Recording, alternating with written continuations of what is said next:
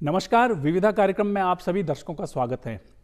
इस कार्यक्रम में है आज हम उत्तराखंड के भीतर 20 सूत्री कार्यक्रम और क्रियान्वयन की जो स्थिति है उस पर चर्चा करेंगे। किस तरीके की गतिविधियां हैं, किस तरीके से ये जो इसके लिए जो सरकारी स्तर पर जो एक समिति बनी है वो काम कर रही है। जाहिर तौर पर मकसद यही है कि जो एक आम आदमी है उसके जीवन स्तर को सुधारा जाए, जो बुनियादी सुविधाओं की स्थिति है उसको बेहतर बनाया जाए। इस कार्यक्रम में आज हमसे चर्चा करने के लिए हमारे साथ स्टूडियो में मौजूद है 20 सूत्रीय कार्यक्रम एवं क्रियान्वयन समिति के उपाध्यक्ष श्री नरेश बंसल जी, जिन्हें कैबिनेट स्तर का दर्जा प्राप्त है।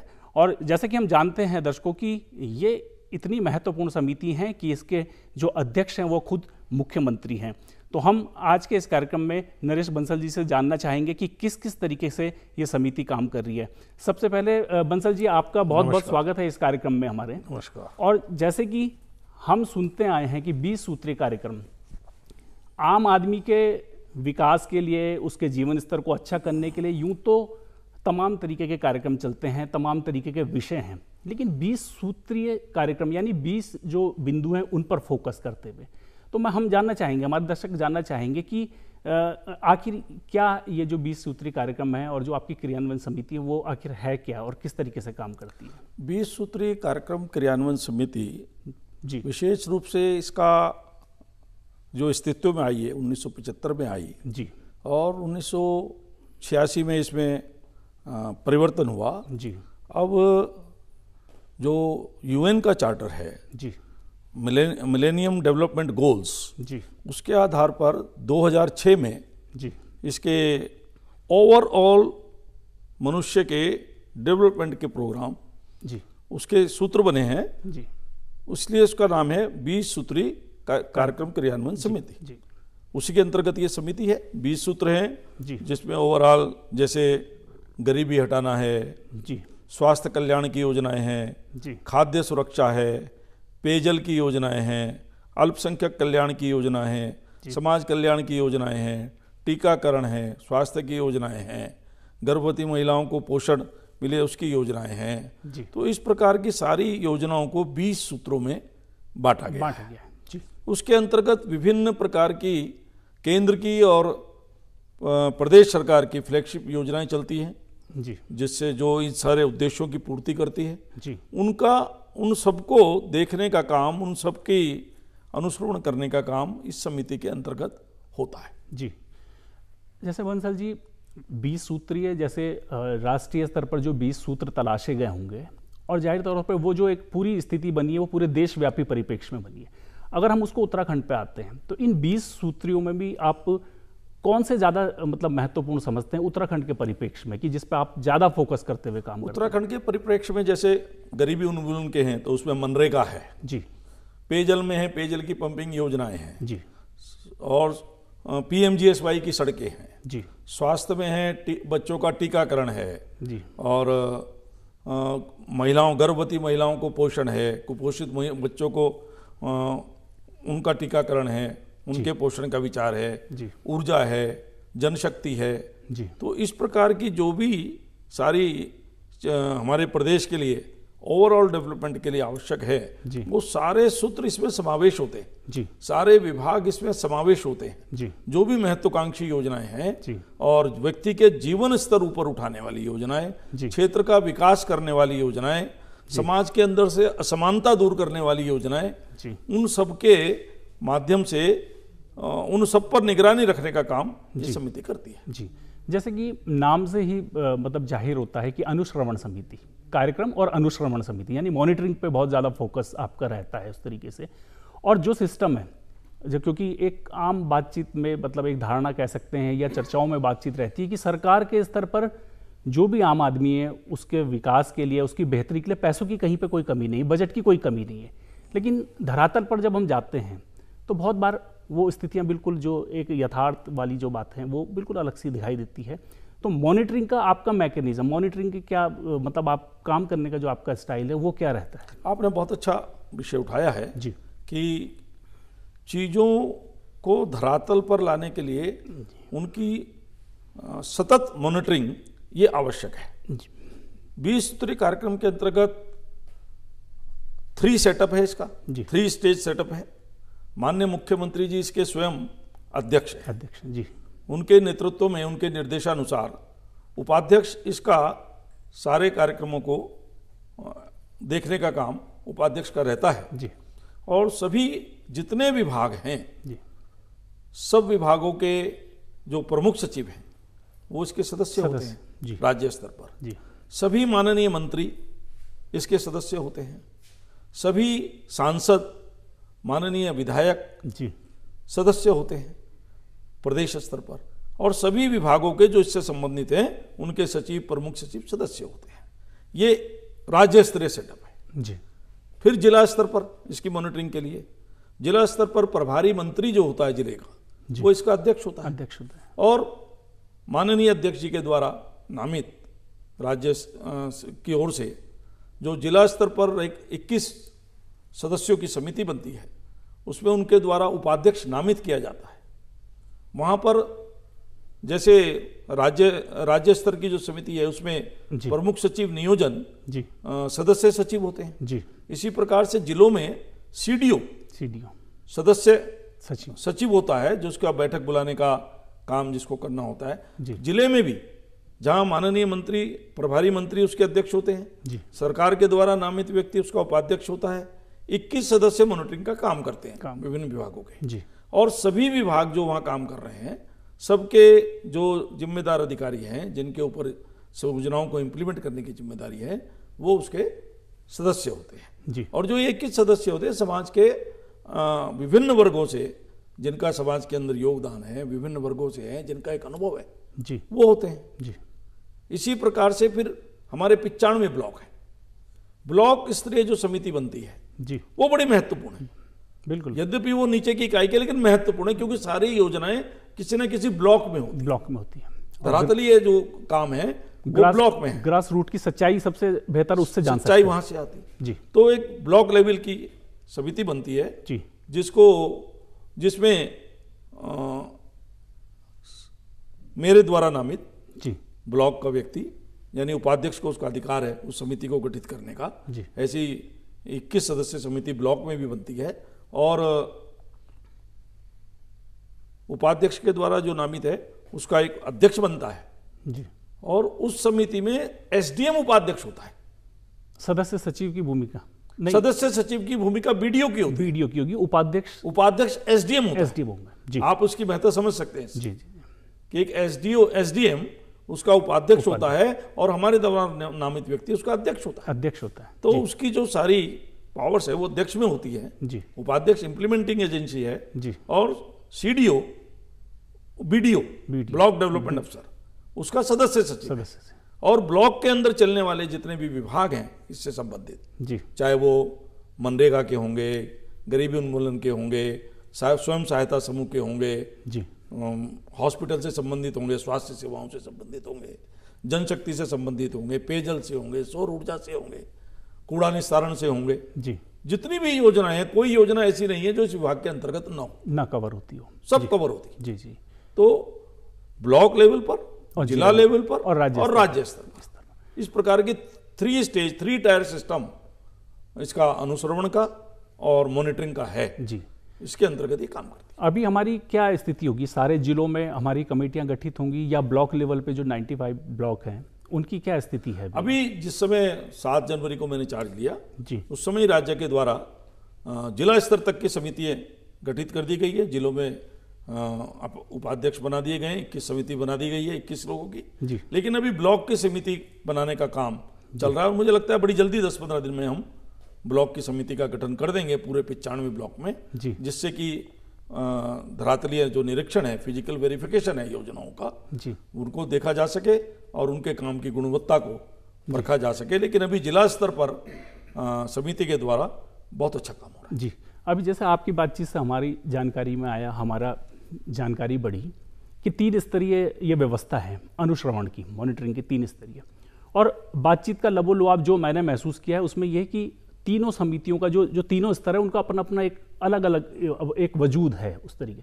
तो आप तालमेल किस तरीके से बनाते होंगे? जैसे कि मान लीजिए जिला इकाई है वो बिल्कुल सेपरेट होकर अपना काम कर रही है, ब्लॉक अलग तरीके से काम कर रहे हैं, राज्य में आप करेंगे, तो तीनों का तालमेल बनाने के लिए कोई किसी तरीके तालमेल बनाने के लिए मैं समय समय पर जो हमारी जिले की समिति है, उसके सदस्य हैं, उनकी बैठकें करता रहता हूँ। अभी कोरोना काल में भी हमने वीडियो कॉन्फ्रेंसिंग के माध्यम से बैठक की है। अभी 10 जुलाई को ही पूरे 13 जिलों की मैंने स्वयं वीडियो कॉन्फ्रेंसिंग की तालमेल के लिए उसमें, और जिलों के प्रवास भी मैंने किए हैं जी। अभी क्योंकि कोरोना बीच में आ गया, तो पिछले वर्ष में मैंने 6 जिलों और 10 ब्लॉकों के स्वयं जाकर के ब्लॉक लेवल की बैठ के लिए और जिले की समीक्षा बैठ के लिए और स्थलीय निरीक्षण भी किया जी। आपकी जो अनुश्रवण समिति है, इनके आधार पर, इनके जो मूल्यांकन आप करते हैं तमाम योजनाओं का, तमाम स्थितियों का, उसके आधार पर कोई रैंकिंग की कोई व्यवस्था आपके यहाँ है? तो हर जिले के अंदर जी हर महीने समीक्षा होती है जी। जो डीएम सीडीओ सब विभागों की समीक्षा करते हैं, उससे जो फीडबैक आता है, उनके काम की स्थिति आती है, उसके आधार पर हम ए श्रेणी, बी श्रेणी, सी श्रेणी, डी श्रेणी करते हैं जी। और आपको मैं ये बताते हुए मुझे हर्ष है जी कि उत्तराखंड में जो हमने रैंकिंग रखी हुई है वो सेंट्रल गवर्नमेंट से भी अधिक इफेक्टिव, सख्त रखी हुई है जी। कसी हुई, ज्यादा कसी हुई है जी। क्योंकि जैसे ए श्रेणी अगर देनी है तो जब तक 100% अचीवमेंट नहीं होगा जी, उनका जो गोल है, जो उनका टारगेट है, जो साल के शुरू में दिया जाता है जी, उसकी हर महीने समीक्षा होती है। हर महीने वो कहाँ खड़े हैं जी, ये देखा जाता है। तीसरे महीने देखा जाता है, फिर साल भर में देखा जाता है जी। तो उस रैंकिंग में जब तक 100% अचीवमेंट नहीं है, हम ए श्रेणी नहीं देते जी। और 19-20 में मुझे बताते हुए हर्ष है कि सारे कठिन परिश्रम सब किया है सारे उसमें, और उसके परिणाम स्वरूप 25 में से 17 में हमने ए श्रेणी प्राप्त की है जी। और किसी भी मद में हमारी सी और डी नहीं है। अच्छा, या तो हम ए हैं जी या बी हैं, और बी वाले भी जो हैं वो 90% से ऊपर है जी। जो अगर केंद्र के मानकों में चलेंगे तो वो ए श्रेणी में ही आ जाएंगे, ए श्रेणी में आ जाएंगे जी। लेकिन उनको भी हमने जल्दी उसको ठीक अपना करने के निर्देशित किए हैं जी। कई चीजों में कई बार होता है फंड्स समय पर नहीं आए और चीजें हुई तो उसके कारण थोड़ा होता है जी। लेकिन खूब कस करके सारे मदों पर जी समिति अपनी मॉनिटरिंग करती है, ग्रेडिंग करती है जी। 25 में से 17 मदों में पूरे स्टेट में हम ए श्रेणी में है, और बाकी 8 मदों में बी श्रेणी जी जी। तो अगर जो इस आधार पर हम पूरे जिलों की 13 जिलों की स्थितियां देखें तो वो कौन से चमकदार जिले हम मान सकते हैं कि वो कौन कौन से जिले हैं जो कि आपकी जो रैंकिंग है उसमें अच्छा प्रदर्शन कर रहे हैं? अभी 10 जुलाई को हमने रिलीज किया 19-20 की जो रिपोर्ट की है जी, उसमें प्रथम श्रेणी में जिसकी की सारी मदें जितनी उनके जिले में थी उस सब में ए श्रेणी प्राप्त करने वाला जिला है चंपावत। चंपावत ने प्रथम स्थान प्राप्त किया है जी। हरिद्वार जिले ने द्वितीय स्थान प्राप्त किया है, और पिथौरागढ़ ने तीसरा स्थान प्राप्त किया है। इन तीनों को हमने शुभकामना भी दी है जी, उनकी प्रशंसा भी की है, और इन जिलों ने अच्छा काम किया। बंसल जी, आपने जो तीनों जिले बनाए, मतलब मेरे लिए बड़ा सुखद आश्चर्य है इस चीज में कि चंपावत ठेठ एक पर्वतीय जिला, हरिद्वार एक मैदानी जिला, और जो आपसे बातचीत करते हुए मेरे मन में जो अगला सवाल आ रहा था वो यही आ रहा था कि पहाड़ की या उत्तराखंड की जो बात करें, जो भौगोलिक स्थितियां बिल्कुल अलग तरीके से है कि पहाड़ भी है, मैदान भी है, तो आपका कार्यक्रम, मतलब ये आशंका हो सकती है कि आपका कार्यक्रम किसी क्षेत्र विशेष में ज़्यादा इफेक्टिव हो और कहीं पे कम हो, लेकिन जो 3 जिले आपने मुझे बताया तो एक संतुलन साधने वाली बात हो रही है कि मैदान में भी बहुत बढ़िया चल रहा है और पहाड़ में भी चल रहा है। तो इसकी क्या वजह मानते हैं? मेरा मैदानी और पर्वतीय जिलों में समान रूप से जी जाना हुआ है जी। जैसे मैं, हालांकि मेरा कुमाऊं में अभी कम जाना हुआ जी। प्रारंभ में मैंने रुद्रप्रयाग जिले की समीक्षा की है, पौड़ी जिले की समीक्षा की है, टिहरी जिले की समीक्षा की है, देहरादून जिले की है, हरिद्वार जिले की है, उधम सिंह नगर की है जी। तो जब तक पहाड़ में जाना था तो कोरोना आ गया जी जी, तो उसके कारण बीच में चुनाव वगैरह आ गए जी जी लोकसभा के, तो इसके कारण से थोड़ा व्यवधान तो हुआ मेरे जाने में जी। बाकी जो मंथली मॉनिटरिंग है, मासिक समीक्षा है, वो होती है जी। उसके आधार पर जो ये रिजल्ट है, चंपावत पिथौरागढ़ ने अच्छा काम किया, हरिद्वार ने भी बहुत अच्छा काम किया जी। 25 की 25 मदें हर जिले में नहीं होंगी जी, किसी में 22 होगी, किसी में 23, किसी में 24 जी। जैसे चंपावत जिला है, चंपावत जिले में 22 मद है जी 25 में से, तो 22 की 22 में ए रैंकिंग है, उनको फर्स्ट आ गया ए रैंकिंग। हरिद्वार जिले में 23 मद है जी, उनकी 23 में से 22 ए है जी, तो है तो बराबर उसके, बराबर है, लेकिन वो सेकंड हो गया क्योंकि 23 में से 22 जी। अब जो बी कैटेगरी के जिन जिलों की बात आप कर रहे हैं जाहिर तौर पर लक्ष्य आपका यही होगा कि वो भी एक कैटेगरी जैसे परफॉर्म करे, तो कोई इसके लिए कोई मैकेनिज्म या कोई रोड मैप? निश्चित रूप से उनको हम हर समीक्षा बैठक में उनका टारगेट ध्यान दिलाते हैं, उनको कहते हैं एसडीजी में जो टास्क फोर्स है, टास्क फोर्स निरंतर निरीक्षण करती है, अफसरों की उसकी ड्यूटी है, और ये भी समीक्षा करते हैं कि किसी ने 50% से कम किसी ने निरीक्षण किया है, विभागीय उसको शोकॉज नोटिस भी जाता है। तो सब प्रकार से जो कसाव होना चाहिए, उद्देश्य तो ये है कि योजनाएं अपना लक्ष्य प्राप्त करें और उसमें हम सफल हो रहे हैं जी। पूरे प्रदेश के अंदर सब प्रकार के उसमें जो रिजल्ट्स आ रहे हैं वो बहुत अच्छे आ रहे हैं, और मैं विश्वास पूर्वक कह सकता हूं कि 2020-21 की जो हमारी ग्रेडिंग रिपोर्ट आएगी मॉनिटरिंग के बाद, मैं कह सकता हूं कि सभी जिले ए श्रेणी में आएंगे। जी, अभी आपने जैसे जितना भी आपका कार्यकाल रहा, और आपने ये एक अच्छी बात है कि एक अच्छी तस्वीर उभर रही है सारी चीज़ों की, लेकिन फिर भी कठिनाइयाँ भी रही होंगी, दुश्वारियाँ भी रही होंगी। मुख्य तौर पर कौन सी कठिनाइयों की तरफ आप फोकस करना चाहेंगे, जो आप अनुश्रवण के दौरान महसूस करते होंगे कि उत्तराखंड के में जो विकास की योजनाएं हैं उसके रास्ते में ये थोड़ा जो एक अड़चन है, या वो कुछ योजनाओं की कठिनाई के रूप में यदि हम देखें तो कुछ योजनाओं को धरातल पर पूरा स्वरूप लेने में, एक तो हमारे राज्य की भौगोलिक स्थिति जी, भौगोलिक स्थिति में भी जैसे पहाड़ में पीएमजीएसवाई है जी, तो बरसात में काम नहीं हो सकता, रोड कटिंग नहीं हो सकती, बिल्कुल।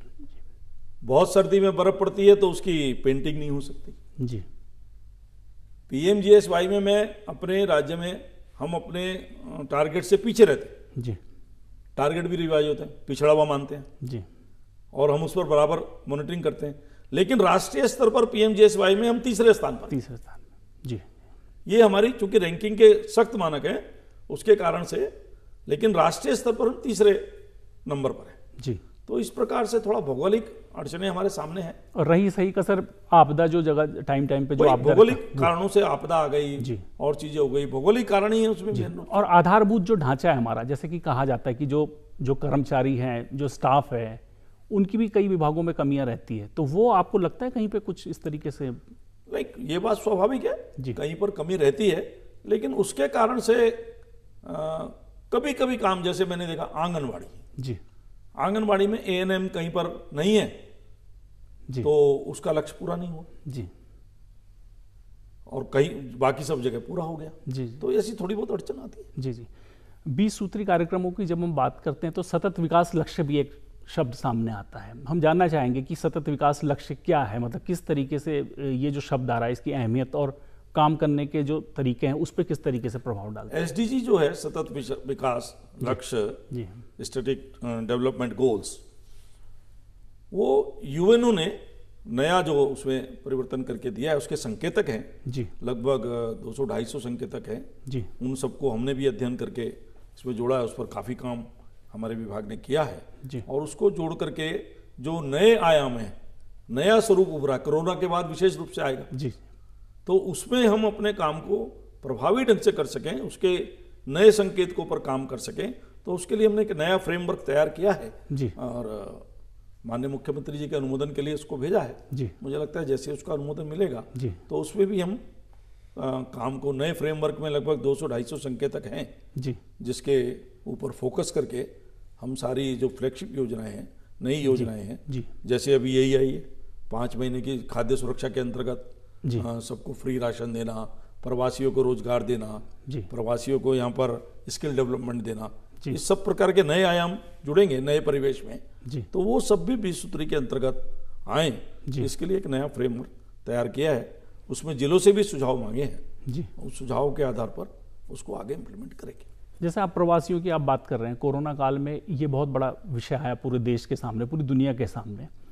हमारे उत्तराखंड में भी बहुत बड़ी तादाद में प्रवासी आए हैं, और राज्य सरकार के लेवल पे एक योजना जो प्रवासियों के लिए वो समर्पित योजना चली रही है। जैसे आपने भी बताया कि आपके जो संकेतक हुए हैं, वो किस तरीके से दोनों का तालमेल रहेगा, या क्या आप इस बारे में सोच रहे हैं? जैसे आप जानते हैं कि हमारी सरकार आने के तुरंत बाद माननीय मुख्यमंत्री जी ने पलायन आयोग का गठन किया जी, और उसने सारा सर्वे करके 2 लाख लोगों से सुझाव लेकर के जी सारी एक रिपोर्ट तैयार की जी। उस रिपोर्ट के आधार पर पलायन क्यों है, उसके कारण क्या है, रिवर्स पलायन कैसे हो सकता है, हम उनको यहाँ रोजगार कैसे दे सकते हैं, इस सब पर एक स्टडी हुई जी। उसके आधार पर जो प्रवासी, अभी लगभग 3 लाख प्रवासी आए जी। उनमें से हम मनरेगा में ही करीब 40,000 नए लोग जोड़ने में हमको सफलता मिली है जी। तो मनरेगा में काम दिया जा सकता है, फिर उनकी स्किल के अनुसार काम दिया जा सकता है। ये सारे जो इसका जो विभाजीकरण होगा जी, किस किस प्रकार से, कोई सेल्फ एम्प्लॉयमेंट में जा सकते हैं, कोई विनिर्माण के क्षेत्र में जा सकते हैं, कोई सेवा के क्षेत्र में जा सकते हैं, तो किन किन वर्गों में कौन क्या कर सकता है, उसकी रुचि क्या है, उसका स्किल क्या है, उसके आधार पर इसमें ये प्रयास होंगे। और हमारी जो 20 सूत्री कार्यक्रम क्रियान्वयन समिति है वो भी इसमें अपनी भूमिका जी पूर्णतः निभाएगी। बंसल जी, जो मैंने 20 सूत्र आपके देखे हैं, जनशक्ति भी है, गरीबी हटाओ भी है, उस पर एक मैंने ई गवर्नेंस भी देखा है। और ई गवर्नेंस एक बहुत महत्वाकांक्षी और बहुत महत्वपूर्ण शब्द है पूरे देश के संदर्भ में। सरकारें भी पूरे प्रयास कर रही है कि ई गवर्नेंस पे आए। आपको लगता है कि क्योंकि अभी बहुत बड़े लेवल पे, मतलब ई गवर्नेंस की बात हम कर रहे हैं, लेकिन बहुत प्राइमरी लेवल पर हम पहुंच पाए, राज्य स्तर पे भी बहुत, चाहे हम सचिवालय का कामकाज देखें चाहे, तो इन स्थितियों में जो हमारे दूर दराज के क्षेत्र हैं जहाँ पे नेटवर्किंग की प्रॉब्लम रहती है, कई क्षेत्र ऐसे हैं कि जहाँ पे सामान्य बातचीत भी बहुत मुश्किल है, तो ई गवर्नेंस वाला जो विषय है उसको आप मतलब किस तरीके से वो वास्तव में एक प्रभावी मुद्दा बने, प्रभावी सूत्र बन के उभरे, तो उसके लिए कुछ आपके दिमाग में कुछ? हमारे स्टेट में विशेष रूप से मुख्यमंत्री जी की महत्वाकांक्षी योजनाएं हैं। ई गवर्नेंस में हम बहुत आगे बढ़े जी।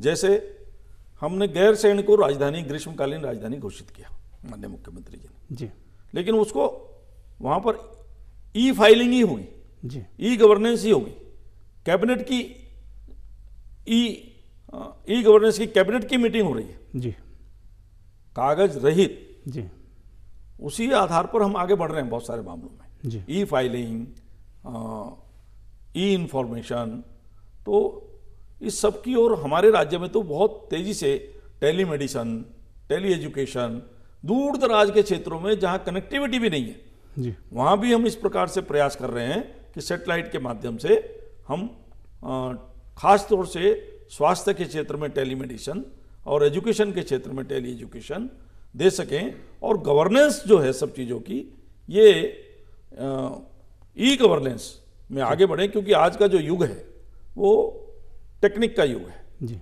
और उस टेक्निक में जितना हम फास्ट होंगे, उस टेक्निक को जितना हम इम्प्लीमेंट करेंगे, जितना हम यूज करेंगे, उतना हमको लाभ होगा। जी, तो उस तेजी से हमारा राज्य आगे बढ़ रहा है। जी, लेकिन ये बात ठीक है कि अभी ई गवर्नेंस और ये सब मामले प्राइमरी स्टेज में हैं।